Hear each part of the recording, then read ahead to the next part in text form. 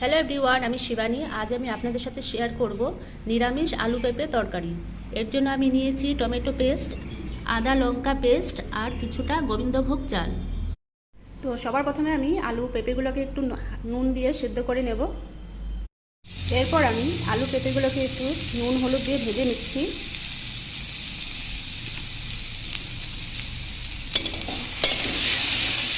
খুব একটা ভাজার প্রয়োজন নেই, হালকা একটু ভেজে নামিয়ে নেব। আলু পেঁপেগুলো ভাজা হয়ে গেছে, আমি এখন একটা পাত্রে তুলে নিচ্ছি।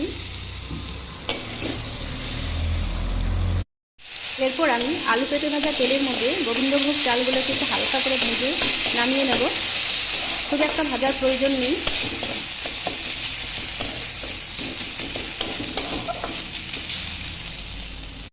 এরপর কড়াইতে খানিকটা তেল দিয়ে তেলটা গরম করে নিয়েছি, আর এর মধ্যে আমি ফোড়ন দিয়ে দিয়েছি গোটা জিরে, তেজপাতা, শুকনো লঙ্কা।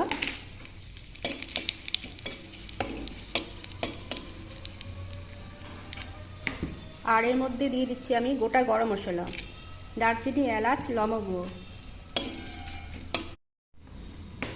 ফোড়নটা ভাজা হয়ে গেছে, আর এর মধ্যে আমি এখন দিয়ে দিচ্ছি আদা আর লঙ্কা পেস্ট। এরপর আমি দিয়ে দিচ্ছি টমেটো পেস্ট। ভালো করে সব উপকরণকে ভেজে নেব। আমি সবগুলো উপকরণ খুব সুন্দর করে কষিয়ে নিয়েছি, আর এখানে আমি দিয়ে দিচ্ছি জিরের গুঁড়ো, স্বাদ মতো নুন আর সামান্য হলুদের গুঁড়ো। আমি আরও 1 মিনিট ভালো করে কষিয়ে নেব। তারপরে পরিমাণ মতন জল দিয়ে 5 থেকে 7 মিনিট ঢাকা দিয়ে দেব।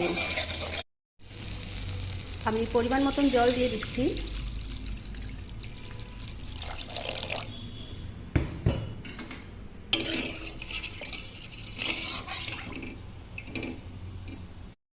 পাঁচ মিনিট পর ঢাকনাটা খুলে দিলাম, আর এর মধ্যে আমি এখন দিয়ে দিচ্ছি ভেজে রাখা গোবিন্দভোগ চালগুলো।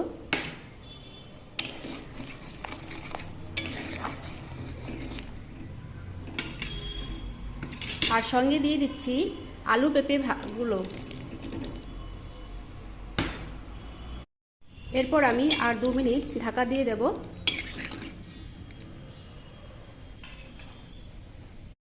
2 মিনিট পর ঢাকনাটা খুলে দিলাম। আলু পেঁপে নিরামিষ তরকারিটা প্রায় আমার হয়ে গেছে, আর এর মধ্যে আমি এখন দিয়ে দিচ্ছি স্বাদ মতন চিনি, আর দিয়ে দিচ্ছি গরম মশলার গুঁড়ো। আমি গরম মশলা গুঁড়ো দিয়ে নাড়াচাড়া করে নামিয়ে নেব। বন্ধুরা, আপনারা বাড়িতে অবশ্যই ট্রাই করবেন, আর যদি ভালো লাগে তাহলে